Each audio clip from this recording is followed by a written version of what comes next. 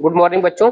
चलो आज हम लोग पढ़ने वाले हैं मूल मात्रक और व्युत्पन्न मात्रक। इसके पहले हम लोग पढ़े थे मूल राशियां और व्युत्पन्न राशियां। तो आज हम लोग मात्रक के बारे में पढ़ रहे हैं कि मूल मात्रक क्या है और व्युत्पन्न मात्रक क्या है। तो सबसे पहले हम लोग समझेंगे मूल मात्रक क्या है। तो मूल मात्रक क्या है कि मूल राशियों को जिसमें नापेंगे, मूल राशियों को जिसमें नापेंगे वही उसका मूल मात्रक। जैसे मूल राशि है, मूल राशियों को जिसमें नापेंगे तौलेंगे वही तो उसका मात्रक कहलाता है। मात्रक की परिभाषा हमने बताया था कि जो भौतिक राशि जिसमें मापी जाए नापी जाए वही उसका मात्रक कहलाता है। तो मूल राशियों को जिसमें नापेंगे वह मात्रक मूल मात्रक कहलाएगा। और मूल मात्रक यहाँ हमने देखी पूरी परिभाषा लिख दिया हूं कि मूल राशियों को व्यक्त करने के लिए उपयोग में लाए जाने वाले मात्रक मूल मात्रक कहलाते हैं। और मूल मात्रक पूर्णतः स्वतंत्र होता है, ये किसी पर डिपेंड नहीं रहता, अपने आप स्वतंत्र रहता है। और मूल राशियां हमने सातों को सातों लिख दिया और सातों मूल राशियों को किससे प्रदर्शित करते हैं ये सारी चीज हमने लिख दिया कि देखिए मूल राशि पहली है लंबाई, द्रव्यमान, समय, ताप, ज्योति तीव्रता, विद्युत धारा, पदार्थ की मात्रा। ये मैंने अंडरलाइन इसलिए किया है कि ये ज्योति और तीव्रता अलग अलग कोई ना समझ ले, यानी ज्योति तीव्रता एक है, विद्युत धारा एक है, पदार्थ की मात्रा एक है। तो लंबाई को एल से, द्रव्यमान को एम से, समय को टी से, ताप को थीटा से, ज्योति तीव्रता को सीडी यानी कैंडला से, उसके बाद विद्युत धारा को ए से, एम्पियर से, पदार्थ की मात्रा को मोल से प्रदर्शित करते हैं। एक बार मैं फिर से मूल मात्रक की परिभाषा बताता हूं कि मूल राशि को जिसमें नापेंगे वही उसका मूल मात्रक होगा। यानी जिसमें नापेंगे, यानी मूल राशि को जिसमें नापेंगे तौलेंगे वही मूल मात्रक होगा। और व्युत्पन्न मात्रक यहाँ हमने लिख दिया मूल मात्रक के बारे में। और व्युत्पन्न मात्रक जिसको अंग्रेजी में कहते हैं डेराइव्ड यूनिट। अब सेम यही परिभाषा इसमें भी है कि व्युत्पन्न राशियों को जिसमें नापेंगे, भाई मात्रक तो यही ना है कि जो जिसमें नाप लिया गया है, जो जिसमें नापा जाता है वही उसका मात्रक कहलाता है। तो मूल राशि को जिसमें नापेंगे वह मूल मात्रक कहलाएगा, व्युत्पन्न राशि को जिसमें नापेंगे वह व्युत्पन्न मात्रक कहलाएगा। बस सीधा सीधा एक बात है कि मात्रक की हमने डिफिनीशन पहले ही बता दिया हूं कि जो भी भौतिक राशि जिसमें नापी जाती है वही उसका मात्रक कहलाता है। मैंने पहले ही वीडियो में बता चुका हूं, अगर कोई न देखा हो जाकर उस वीडियो को देख लेगा तो अच्छे से पूरी बात समझ में आ जाएगा। तो व्युत्पन्न मात्रक, अब व्युत्पन्न मात्रक सीधा सीधा कुछ मत याद करिए और मूल मात्रक कुछ मत याद करिए, बस सीधा याद कीजिए कि मूल राशि को जिसमें नापा गया होगा वह मूल मात्रक कहलाया होगा और व्युत्पन्न राशि को जिसमें नापा गया होगा वह व्युत्पन्न मात्रक कहलाया। और मैंने पूरी परिभाषा यहाँ बोर्ड पर लिख दिया हूं, किसको किससे प्रदर्शित करते ये भी लिख दिया। और इसलिए मैं एक बार पढ़कर इस बोर्ड का समझा देता हूं कि व्युत्पन्न राशियों को व्यक्त करने के लिए उपयोग में लाए जाने वाले मात्रक व्युत्पन्न मात्रक कहलाते हैं।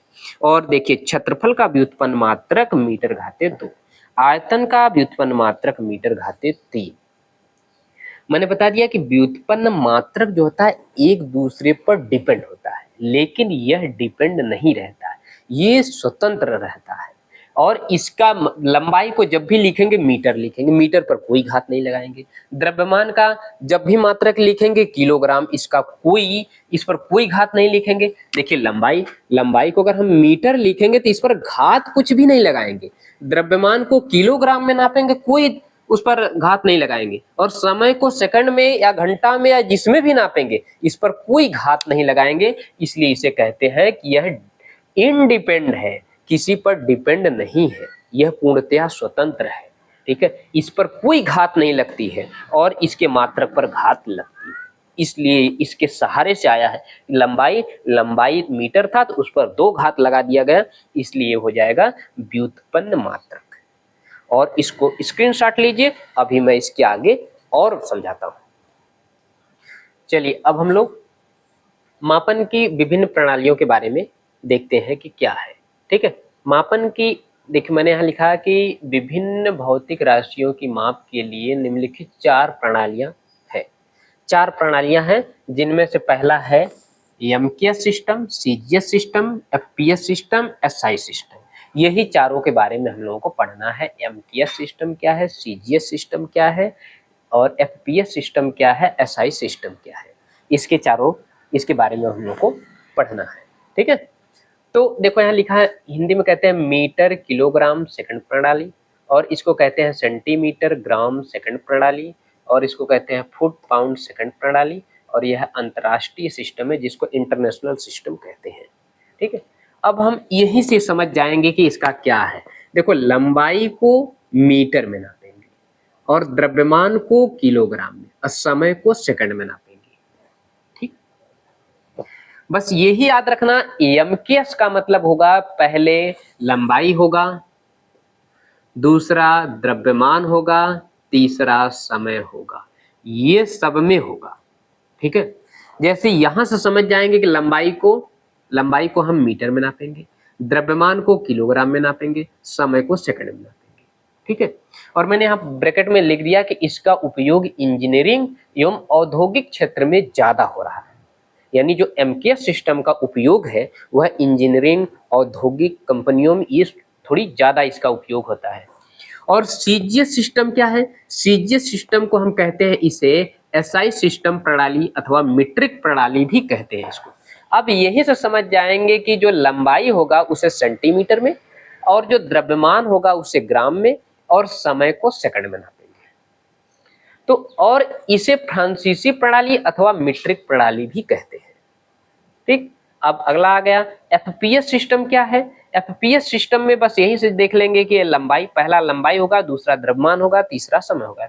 लंबाई को फुट में, द्रव्यमान को पाउंड में, समय को सेकंड में नापेंगे। इस प्रणाली का उपयोग इंग्लैंड में अधिक होता है और ब्रिटिश प्रणाली भी इसे कहते हैं। ठीक है, और अगला है इंटरनेशनल सिस्टम। इंटरनेशनल सिस्टम का मतलब पूरी दुनिया में इसका उपयोग ज्यादा होता है, मतलब पूरी जो दुनिया में उपयोग हो रहा है उसको हम इंटरनेशनल सिस्टम कहते हैं, एसआई सिस्टम कहते हैं। इसलिए ज्यादातर एसआई सिस्टम को लिखा जाता है।